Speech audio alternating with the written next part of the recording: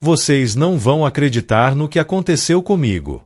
Durante 23 anos da minha vida, eu acreditei que tinha um verdadeiro amigo morando do lado da minha casa.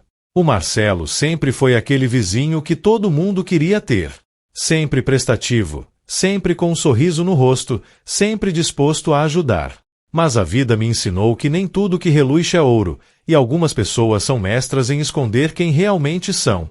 A primeira vez que desconfiei de alguma coisa foi quando minha neta Júlia veio me visitar. Ela estava brincando no quintal quando ouviu o Marcelo falando no telefone.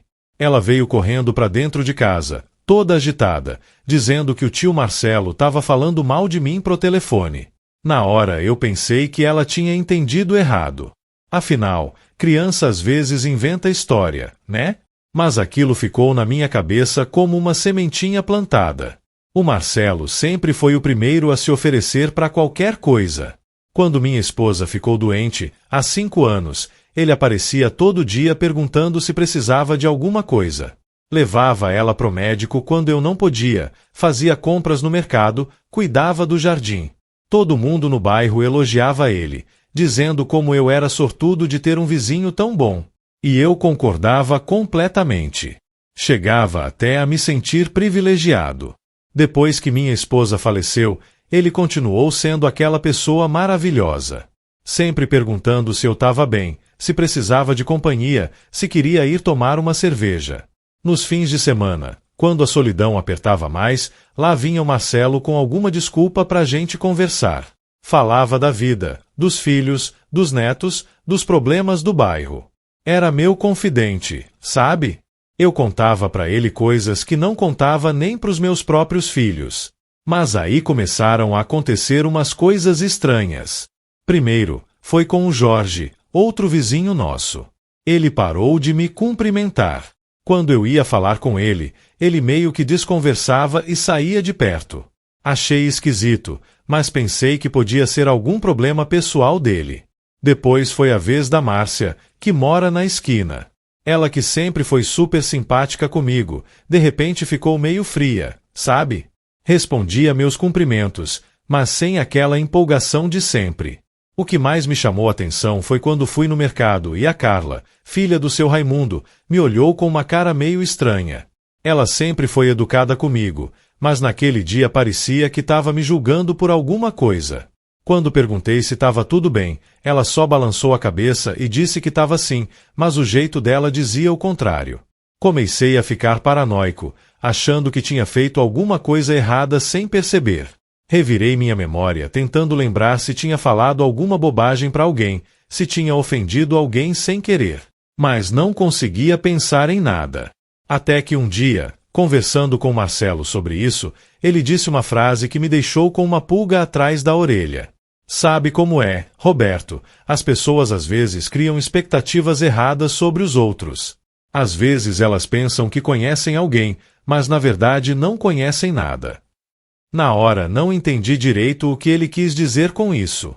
Mas depois fiquei pensando naquela frase. Por que ele tinha falado aquilo? Que expectativas erradas? Conhecer quem? Foram essas perguntas que começaram a mexer comigo de verdade. Foi aí que resolvi investigar. Não que eu fosse um detetive nem nada, mas a curiosidade estava me matando. Comecei a prestar mais atenção nas conversas dele, nos telefonemas, na forma como ele reagia quando outras pessoas passavam pela rua. E foi quando descobri uma coisa que me deixou de queixo caído. Um dia, estava regando as plantas na frente de casa quando vi o Marcelo falando com o carteiro. Não consegui ouvir tudo, mas peguei uma parte da conversa onde ele dizia algo como aquele velho tá ficando meio esquecido mesmo. Fiquei pensando de que velho ele estava falando, até que percebi que podia ser de mim. Mas não tinha certeza. A gota d'água foi quando minha filha Amanda veio me visitar. Ela chegou meio estranha, sabe? Meio preocupada. Ficamos conversando e ela começou a me fazer umas perguntas esquisitas. Se eu estava me alimentando direito, se estava tomando os remédios certinho, se não estava fazendo nada perigoso. Achei tão estranho que perguntei por que ela estava preocupada. Pai, o vizinho do senhor me ligou semana passada dizendo que estava preocupado com o senhor. Disse que o senhor anda meio confuso, esquecendo das coisas, até deixou o fogão aceso uma vez. Quando ela falou isso, meu mundo desabou. Eu nunca tinha deixado o fogão aceso, nunca tinha ficado confuso, nunca tinha dado motivo para ninguém se preocupar comigo dessa forma. O Marcelo tinha ligado para minha filha inventando mentiras sobre mim. Mas por quê? O que ele ganhava com isso? Naquela noite não consegui dormir. Fiquei na cama pensando em todos os momentos que tinha confiado nele, em todas as vezes que tinha aberto meu coração. Será que ele sempre foi falso? Será que durante todos esses anos ele estava rindo da minha cara pelas costas? As perguntas não saíam da minha cabeça. No dia seguinte, resolvi que ia descobrir a verdade. Peguei meu celular velho, aquele que minha neta tinha me dado e que eu mal sabia usar, e configurei para gravar. Deixei ele numa posição estratégica na cozinha, perto da janela que dá pro quintal dele.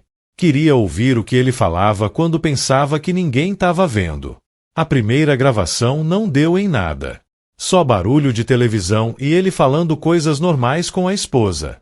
Mas na segunda tentativa, bingo! Ele estava no telefone com alguém, e o que eu ouvi me fez sentir um nó no estômago. O Roberto tá realmente meio caduco. Ontem mesmo ele me perguntou a mesma coisa 3 vezes. Acho que a família dele precisa se preocupar porque ele não deveria morar sozinho. Eu tento ajudar, sabe? Mas tá ficando difícil. Ele conta as mesmas histórias toda vez que a gente conversa, parece que não lembra que já contou. Meu coração disparou. Ele estava mentindo descaradamente. Eu nunca tinha perguntado a mesma coisa 3 vezes para ele, nunca tinha contado a mesma história repetidamente. Ele estava inventando tudo aquilo. Mas para quê? Para quem ele estava falando? Continuei gravando nos dias seguintes. E cada gravação era pior que a anterior. Numa delas, ele estava falando com alguém sobre como eu era um coitado que não tinha mais capacidade de cuidar da casa. Noutra, ele comentava que eu vivia pedindo ajuda para coisas simples porque não conseguia mais fazer sozinho. A pior de todas foi quando eu ouvi ele falando com a própria esposa. Eles estavam no quintal, achando que ninguém podia ouvir, e ele disse uma coisa que me partiu o coração. A Sílvia, eu sei que é maldade, mas o Roberto é tão patético. Fica me contando os problemas dele como se eu fosse psicólogo. E ainda por cima fica pedindo favor toda hora. Ontem ele quis que eu levasse ele no banco porque não sabia como usar o aplicativo. Imagina, um homem de 70 anos que não consegue nem mexer no celular direito. Quando ouvi isso, comecei a chorar. Não de tristeza, mas de raiva. Uma raiva que eu não sentia há muito tempo. Como ele podia falar assim de mim depois de tudo que vivemos juntos? Depois de eu ter confiado nele, de ter dividido com ele as minhas angústias quando minha esposa morreu? Mas o que mais me doeu foi perceber que ele estava construindo uma imagem falsa de mim para todo mundo. As pessoas do bairro estavam me tratando diferente porque ele tinha plantado essa semente de que eu estava ficando senil, incapaz, precisando de cuidados especiais. Ele estava destruindo minha reputação aos pouquinhos, e eu nem desconfiava. Resolvi gravar mais algumas conversas antes de tomar qualquer atitude. Queria ter certeza absoluta do que estava acontecendo. E quanto mais eu gravava, mais descobria. Ele não só falava mal de mim, como inventava situações que nunca tinham acontecido. Numa das gravações, ele contava para alguém que eu tinha quase provocado um incêndio porque esqueci uma panela no fogo. Em outra, dizia que eu tinha me perdido voltando do mercado e a família teve que sair procurando. Tudo mentira. Eu nunca tinha me perdido, nunca tinha esquecido panela no fogo, nunca tinha dado trabalho para ninguém. O mais revoltante era o tom de voz dele.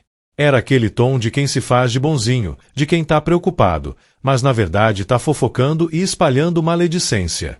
Ele falava como se fosse um grande amigo que estava sofrendo por ver minha situação. Que situação? Que situação que só existia na cabeça doentia dele. Depois de 2 semanas gravando, juntei coragem para confrontar ele.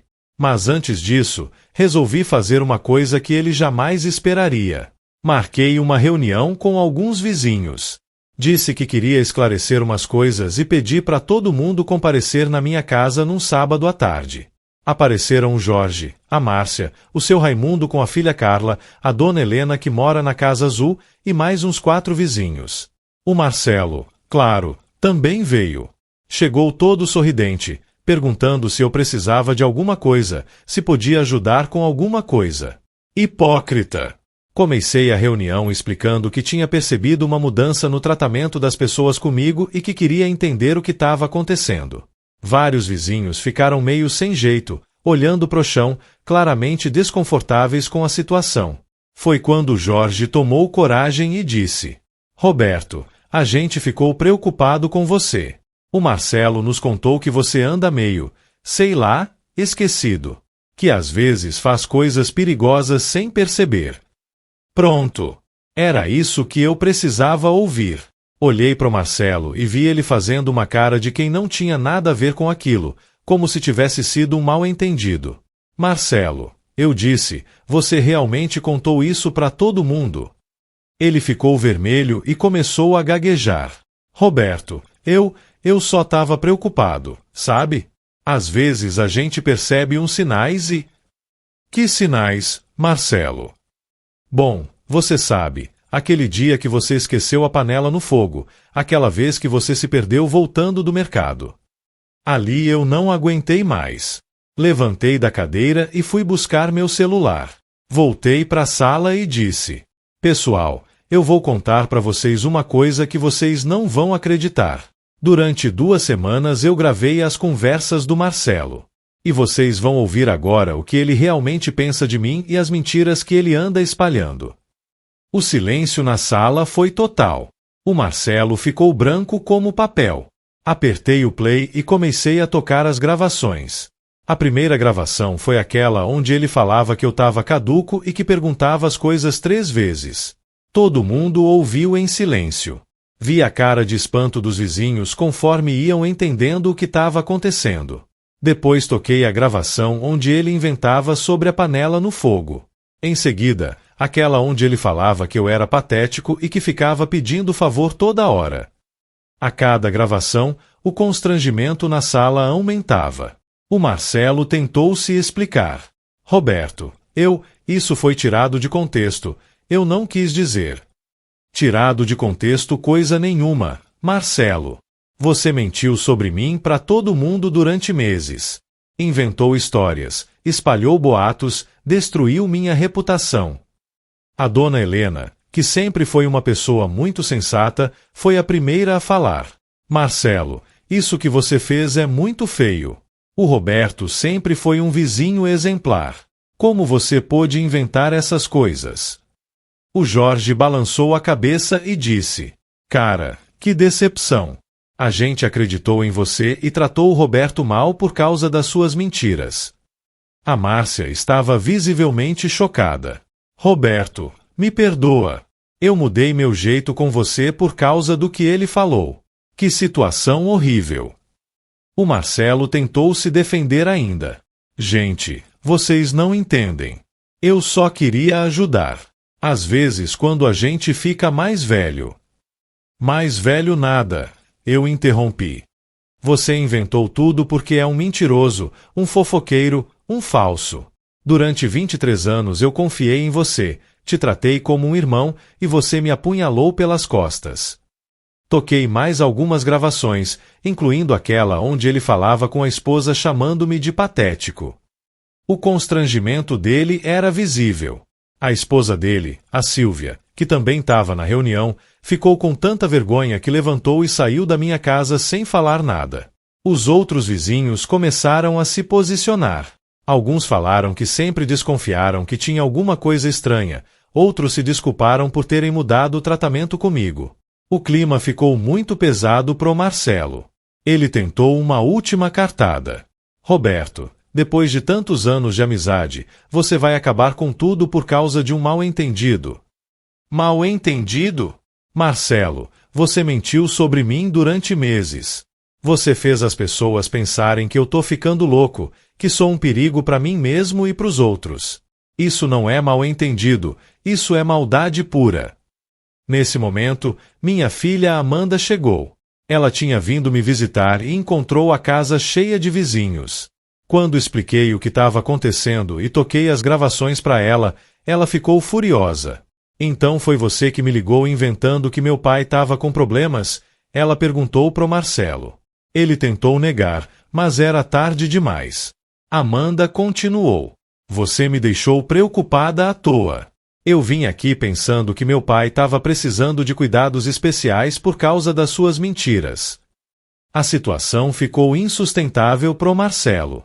Ele tentou se explicar mais uma vez, mas ninguém mais queria ouvir. Levantou da cadeira e disse: Bom, se é assim, eu vou embora. Mas quero que vocês saibam que tudo que eu fiz foi por preocupação. Preocupação nada, eu gritei. Você fez isso porque é um falso, um invejoso.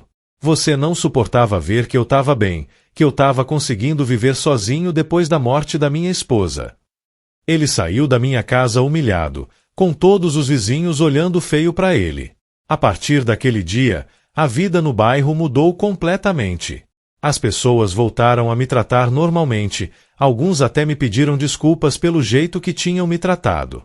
O Jorge veio conversar comigo alguns dias depois e disse: Roberto, me perdoa, cara.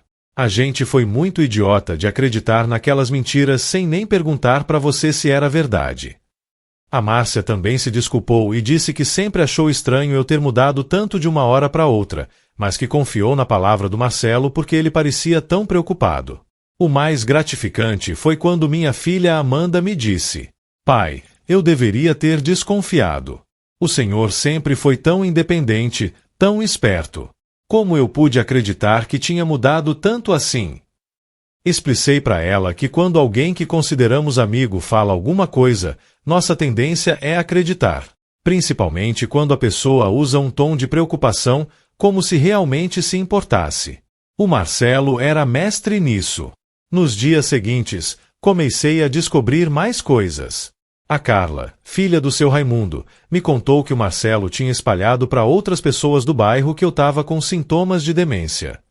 A dona Helena disse que ele comentou com ela que eu não tinha mais condições de morar sozinho. Descobri que ele tinha ligado não só para minha filha, mas também para o meu filho que mora em outra cidade. Felizmente, meu filho me conhece bem demais para acreditar naquelas bobagens, mas mesmo assim ficou preocupado e me ligou para saber se eu estava precisando de alguma coisa. O que mais me revoltava era pensar que durante todos esses meses, enquanto eu achava que tinha um grande amigo, ele estava trabalhando contra mim. Cada conversa nossa era uma oportunidade para ele coletar informações que depois distorcia e espalhava para os outros. Lembrei de várias situações que na época não chamaram minha atenção, mas que agora faziam todo sentido. Como quando ele perguntava sobre minha saúde de uma forma meio estranha, ou quando ficava insistindo para saber se eu estava tomando o remédio certinho, se estava dormindo bem. Ele estava pescando informações para usar contra mim depois.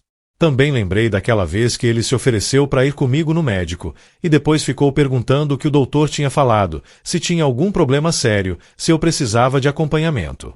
Na época achei que era carinho, mas na verdade ele queria saber se tinha alguma coisa que pudesse usar para alimentar as fofocas dele.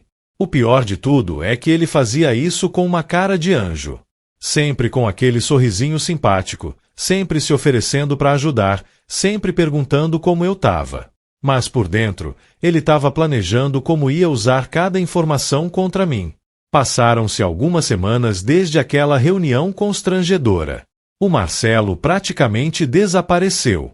Não sai mais no quintal quando eu tô por perto, não cumprimenta, não fala nada.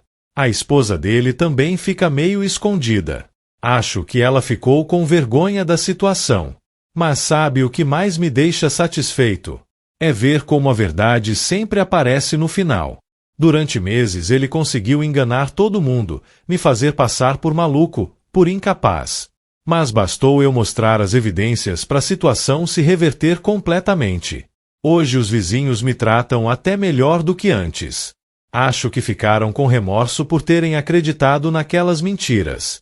O Jorge agora para conversar toda vez que me vê na rua. A Márcia volta e meia aparece aqui em casa para tomar um café. O seu Raimundo sempre pergunta se preciso de alguma coisa no mercado. Minha filha Amanda também mudou. Ela percebeu que foi injusta comigo ao acreditar nas mentiras do Marcelo sem nem questionar. Agora ela me liga mais, vem me visitar com mais frequência, não porque acha que eu preciso de cuidados, mas porque quer mesmo passar tempo comigo. O engraçado é que depois que tudo veio à tona, outras pessoas começaram a me contar histórias sobre o Marcelo. A dona Helena disse que ele também espalhava fofocas sobre outros vizinhos. O Jorge comentou que sempre achou ele meio falso, mas nunca imaginou que fosse capaz de inventar mentiras tão elaboradas. Descobri que ele tinha um histórico de causar intrigas no bairro. Há alguns anos, ele espalhou que o casal da Casa Verde estava brigando porque ouviu uma discussão alta. Na verdade, eles estavam assistindo um filme de ação com volume alto, mas ele inventou toda uma história de violência doméstica. Também soube que ele já tinha comentado com algumas pessoas que eu bebia demais e que era por isso que às vezes eu ficava mais falante nas nossas conversas. Mentira total. Eu praticamente não bebo, só uma cervejinha nos fins de semana, quando muito. Mas para ele, isso era motivo para inventar que eu tinha problemas com álcool. O que me deixa mais indignado é pensar em quantas outras pessoas podem ter sido vítimas das mentiras dele ao longo dos anos. Quantas amizades ele pode ter destruído com suas fofocas e invenções. Quantas famílias podem ter se desentendido por causa das histórias que ele plantava. Hoje eu entendo porque algumas pessoas dizem que o pior inimigo é aquele que se faz de amigo. Pelo menos com um inimigo declarado você sabe que tem que se proteger. Mas com um falso amigo como Marcelo, você baixa a guarda, confia, divide seus sentimentos e a pessoa usa tudo isso contra você. Se eu não tivesse gravado aquelas conversas, provavelmente ele continuaria espalhando mentiras sobre mim até hoje. E eu continuaria sem entender por que as pessoas tinham mudado comigo. É assustador pensar nisso. A lição que fica é que nem sempre as pessoas são o que parecem. Às vezes, aquela pessoa que se mostra mais prestativa, mais amiga, mais preocupada, é justamente a que está tramando contra você pelas costas. É triste pensar assim, mas é a realidade. Não estou dizendo que devemos desconfiar de todo mundo, mas precisamos estar atentos aos sinais. Quando as pessoas começam a nos tratar diferente sem motivo aparente, quando começam a surgir mal-entendidos que não fazem sentido, pode ser que alguém esteja plantando sementes de discórdia. No meu caso, foi a inocência da minha neta que me deu a primeira pista. Se ela não tivesse ouvido Marcelo falando mal de mim naquele dia, talvez eu nunca tivesse descoberto a verdade. Às vezes as crianças captam coisas que nós adultos ignoramos. Hoje, quando olho para a casa do lado e vejo Marcelo, sinto uma mistura de raiva e pena. Raiva pelo que ele fez, pena porque ele deve ser uma pessoa muito infeliz para precisar destruir os outros dessa forma. Deve ser muito triste viver sendo falso o tempo todo, inventando histórias, causando intrigas. Mas uma coisa eu aprendi com toda essa situação: a verdade sempre vem à tona. Pode demorar, pode ser doloroso descobrir, mas uma hora ela aparece. E quando aparece, quem mentiu fica numa situação muito desconfortável, porque é difícil se explicar quando as evidências estão ali, claras e inequívocas. As gravações que fiz não deixavam margem para dúvida. Era a voz dele, eram as palavras dele, eram as mentiras dele. Não tinha como negar, não tinha como distorcer. A verdade crua e nua estava ali para todo mundo ouvir. Agora, sempre que encontro alguém que está passando por uma situação parecida, alguém que percebe mudanças no comportamento das pessoas sem entender por quê, eu dou o conselho: investigue. Não aceite as coisas como elas são sem questionar. Às vezes alguém está trabalhando contra você e você nem desconfia. Claro que não é todo mundo que vai ter a paciência de gravar conversas como eu fiz. Mas pelo menos fiquem atentos, conversem com as pessoas, tentem entender de onde vêm as mudanças de comportamento. Não deixem que mentirosos como Marcelo destruam suas relações sem que vocês percebam. A vida me ensinou que a confiança é uma coisa preciosa, mas que precisa ser dada com cuidado. Nem todo mundo que sorri para nossa cara é nosso amigo de verdade. Às vezes, aquele sorriso esconde uma pessoa que está tramando contra nós. Hoje eu vivo mais tranquilo. Não porque descobri a mentira do Marcelo, mas porque aprendi a valorizar as pessoas que realmente se importam comigo. Minha família, os vizinhos que me pediram desculpas, os amigos verdadeiros que nunca duvidaram de mim. É engraçado como uma situação ruim pode trazer coisas boas. Depois de tudo o que aconteceu, me sinto mais próximo da minha filha, mais conectado com os vizinhos, mais seguro de quem eu sou. As mentiras do Marcelo, ironicamente, me ajudaram a enxergar melhor as pessoas ao meu redor. E vocês sabem o que é o melhor de tudo? É que agora, quando alguém novo chega no bairro, os próprios vizinhos fazem questão de contar a história do que aconteceu. Não para difamar o Marcelo, mas para alertar sobre os perigos de acreditar em fofocas sem verificar a veracidade. A dona Helena sempre diz: depois do que aconteceu com o Roberto, a gente aprendeu que é melhor ir direto na fonte quando alguém vem contar alguma coisa sobre outra pessoa. É uma lição valiosa para todo mundo. O Marcelo continua morando do lado, mas agora é como se fosse um estranho. Às vezes nossas vistas se cruzam quando estamos nos quintais, mas não há cumprimento, não há conversa, não há nada. É como se 23 anos de convivência tivessem sido apagados num dia. Não sinto saudade dele, porque descobri que a pessoa que eu achava que conhecia nunca existiu de verdade. O Marcelo que eu considerava amigo era apenas uma máscara que ele usava para esconder quem realmente era. O verdadeiro Marcelo eu conheci através daquelas gravações, e esse eu não quero por perto mesmo. Às vezes me perguntam se não me arrependo de ter exposto ele daquela forma, na frente de todo mundo. E a resposta é não. Ele teve 23 anos para mostrar quem realmente era. Teve a oportunidade de ser um amigo verdadeiro, mas escolheu ser falso. As consequências dos nossos atos sempre chegam, e ele teve que enfrentar as dele. Além disso, eu não podia deixar que ele continuasse espalhando mentiras sobre mim. Minha reputação, minha dignidade, meu relacionamento com a família e com os vizinhos estavam sendo destruídos por causa das invenções dele. Eu tinha o direito de me defender. Hoje, quando conto essa história para outras pessoas, vejo que muitas se identificam. Infelizmente, é mais comum do que se imagina ter pessoas falsas ao nosso redor, pessoas que se fazem de amigas mas que trabalham contra nós pelas costas. A diferença é que nem todo mundo tem a sorte de descobrir como eu descobri. Muitas pessoas vivem anos sendo sabotadas por falsos amigos sem nunca entender o que está acontecendo. É uma coisa muito triste quando você para pensar. Por isso que eu sempre falo: prestem atenção nos sinais, questionem as mudanças inexplicáveis, não aceitem tudo como verdade absoluta. E principalmente, valorizem as pessoas que demonstram amizade verdadeira, porque essas são raras e preciosas. No final das contas, essa experiência me tornou uma pessoa mais sábia e mais cuidadosa. Não mais desconfiada, mas mais atenta. Aprendi a diferença entre amizade verdadeira e falsidade disfarçada. É uma lição que levarei pro resto da vida. E vocês, já passaram por alguma situação parecida?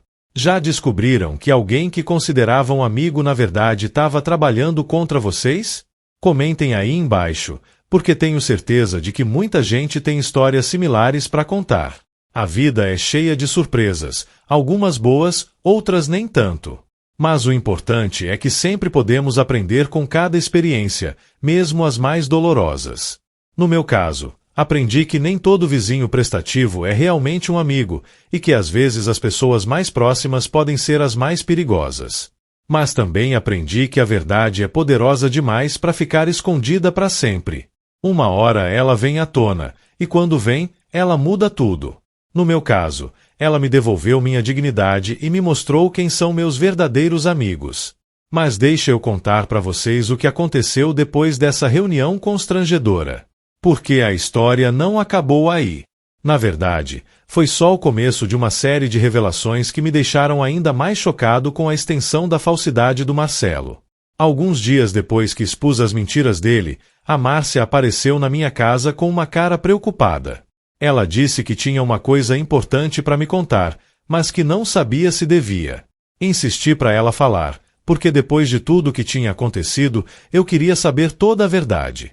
Roberto, ela disse, eu não contei isso na reunião porque fiquei com vergonha, mas o Marcelo não só falava mal do senhor pra gente. Ele também falava mal da gente pro senhor. Aquilo me pegou de surpresa. Como assim ele falava mal dos outros para mim? Comecei a tentar lembrar das conversas que tive com ele nos últimos meses, e aí me veio à memória várias situações que na época não me chamaram atenção. A Márcia continuou. Lembra quando o senhor parou de vir nos churrasquinhos que a gente fazia no final de semana?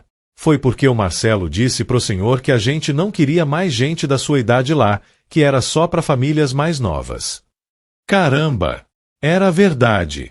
Eu lembrava perfeitamente daquela conversa.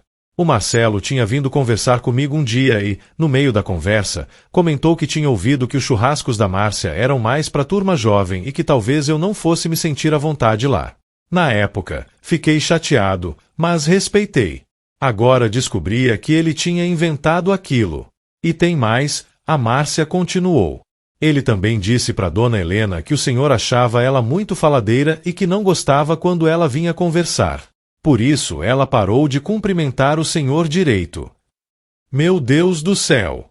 A Dona Helena sempre foi uma senhora educadíssima, sempre gostei de conversar com ela.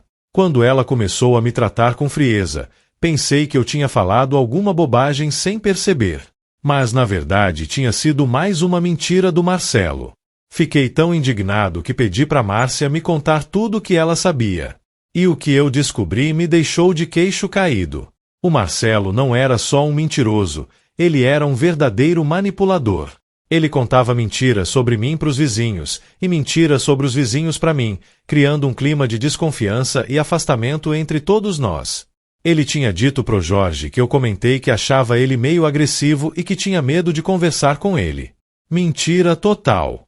Eu sempre gostei do Jorge, ele é um cara trabalhador e honesto.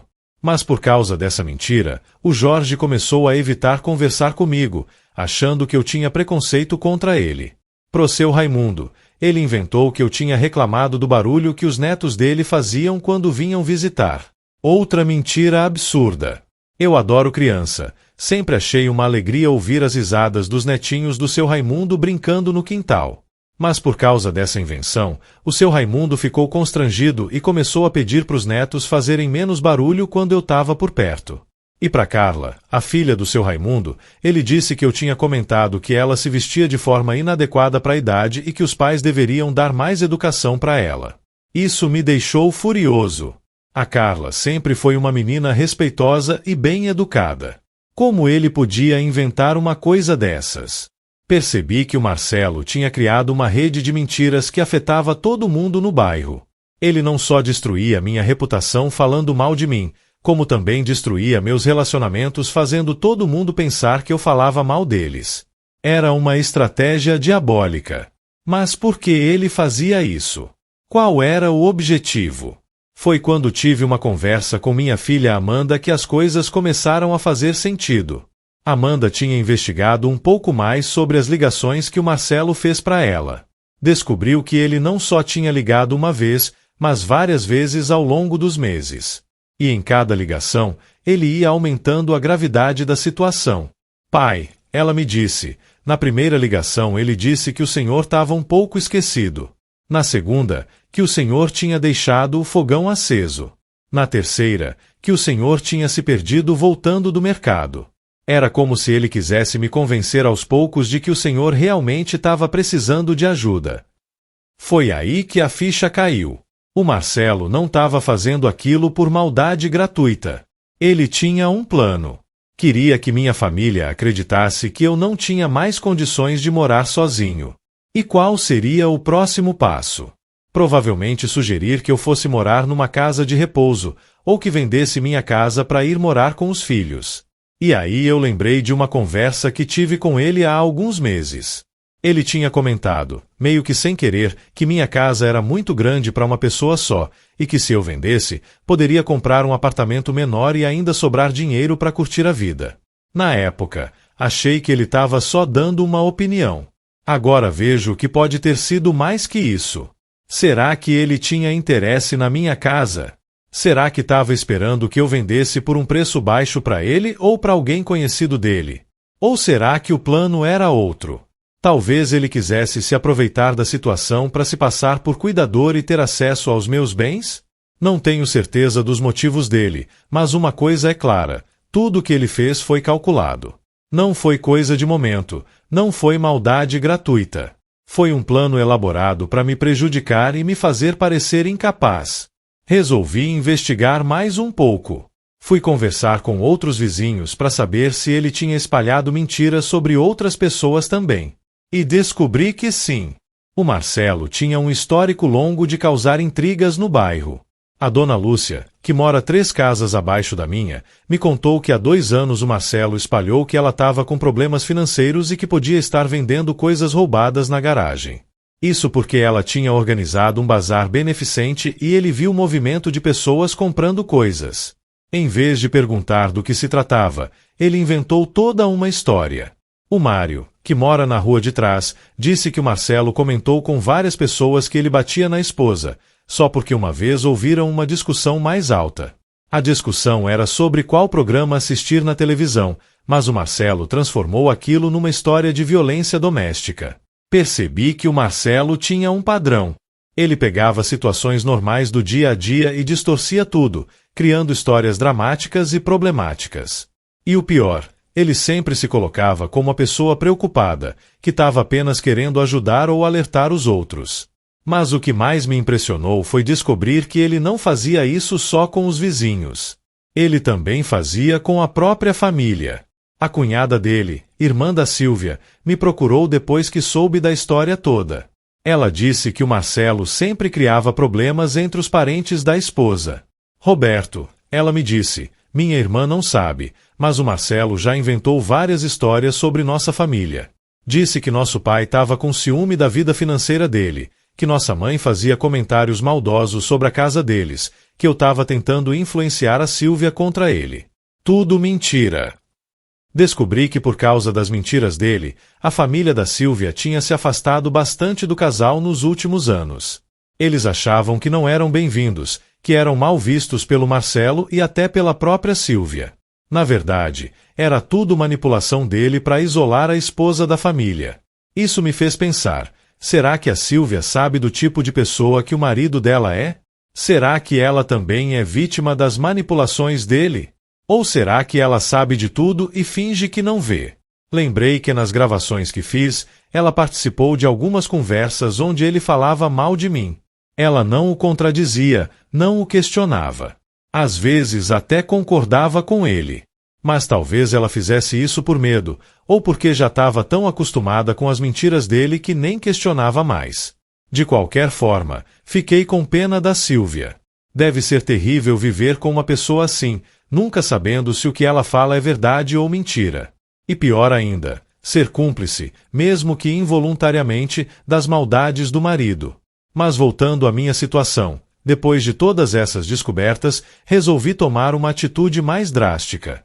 Não podia deixar passar despercebido tudo que o Marcelo tinha feito não só comigo, mas com outras pessoas do bairro. Organizei uma segunda reunião, dessa vez incluindo todos os vizinhos que tinham sido vítimas das mentiras dele. Chamei a dona Lúcia, o Mário, a cunhada da Sílvia, e alguns outros que foram aparecendo conforme a história se espalhava. Nessa segunda reunião, cada pessoa contou sua experiência com as mentiras do Marcelo. Foi impressionante ver como ele tinha afetado a vida de tanta gente, como tinha causado tanto sofrimento e mal-entendido ao longo dos anos. A dona Lúcia contou como ficou deprimida quando soube que as pessoas estavam espalhando que ela vendia coisa roubada. Ela chegou a pensar em se mudar do bairro porque não aguentava mais os olhares de desconfiança. O Mário disse que o casamento dele quase acabou porque a esposa soube dos boatos sobre violência doméstica e achou que ele estava contando coisas íntimas do relacionamento para outros. Ela ficou muito magoada e constrangida. A cunhada da Sílvia chorou ao contar como a família se desfez por causa das mentiras do Marcelo. Festas de aniversário que não eram mais comemoradas juntas, almoços de domingo que deixaram de acontecer, relacionamentos que esfriaram sem motivo aparente. Foi uma reunião muito emocionante e ao mesmo tempo revoltante. Ver como uma pessoa só tinha causado tanto estrago na vida de tanta gente inocente. E pensar que se eu não tivesse descoberto a verdade, ele continuaria fazendo isso impunemente. Decidimos em conjunto que não podíamos mais aceitar aquela situação passivamente. Alguém sugeriu que fizéssemos uma denúncia formal na delegacia por difamação e calúnia. Outros acharam que devíamos procurar a administração do bairro para registrar uma queixa. No final, decidimos fazer as duas coisas.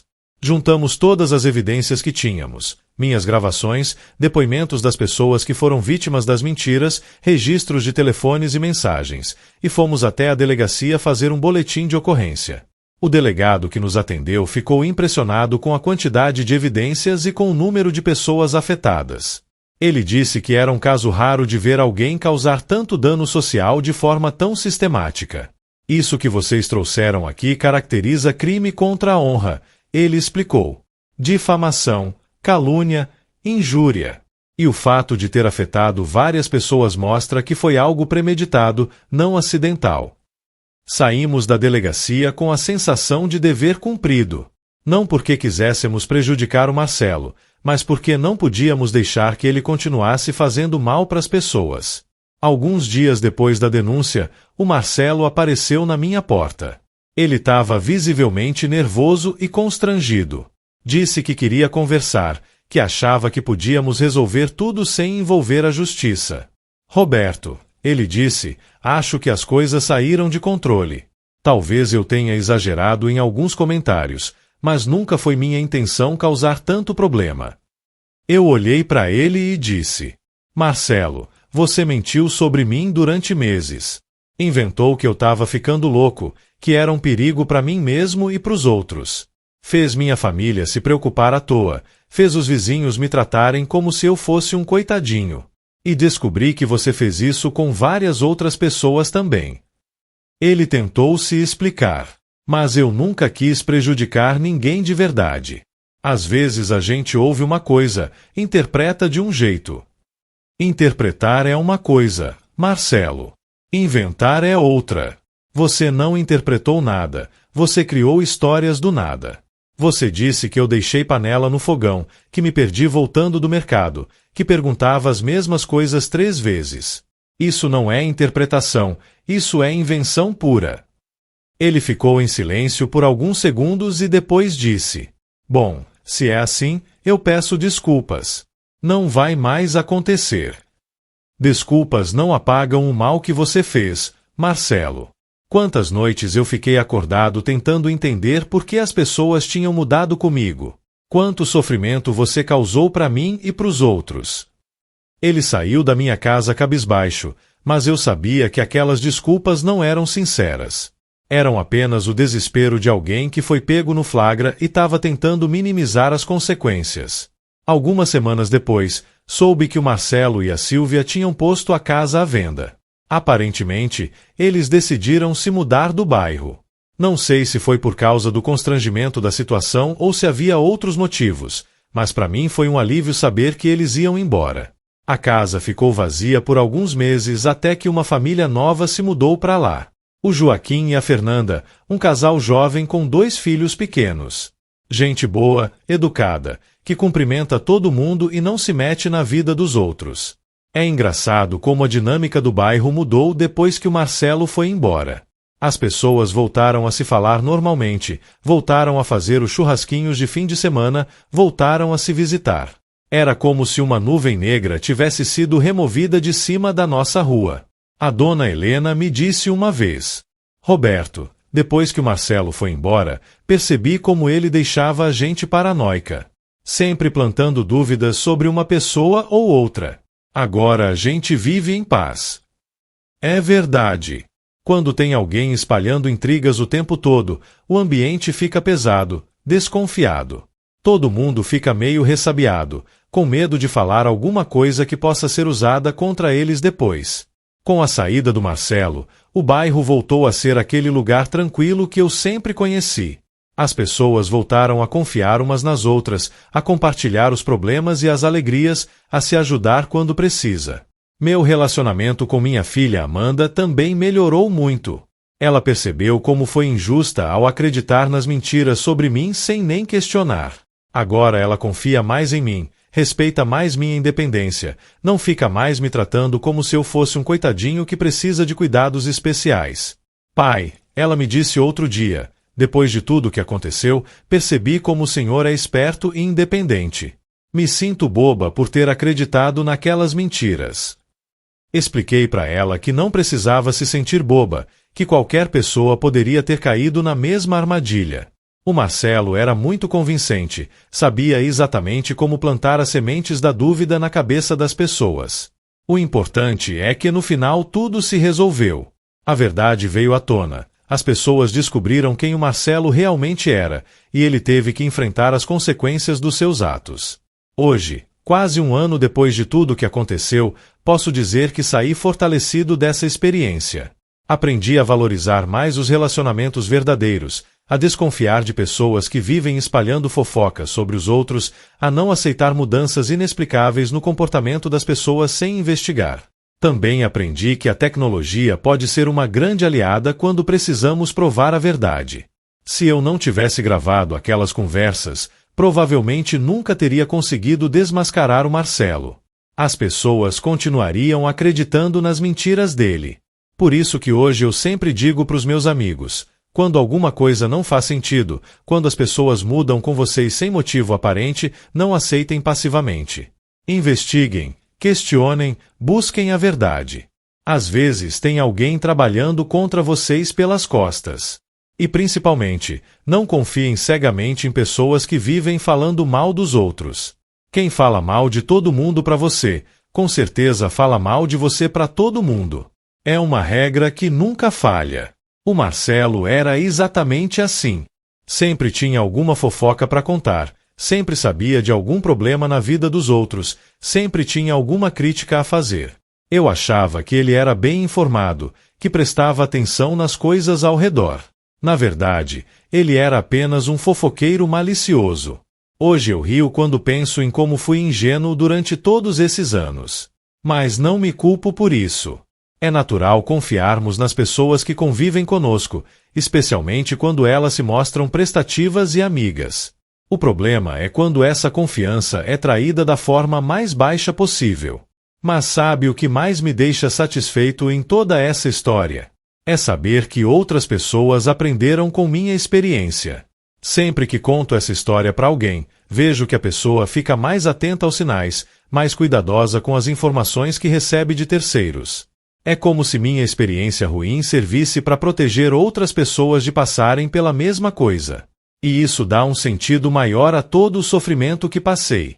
Se pelo menos uma pessoa conseguir identificar um falso amigo por causa da minha história, já valeu a pena. No final das contas, descobri que nem toda experiência negativa é ruim pra gente. Às vezes ela serve para nos ensinar coisas importantes sobre a vida e sobre as pessoas. E no meu caso, me ensinou que a verdade é sempre mais poderosa que a mentira, mesmo quando demora para aparecer.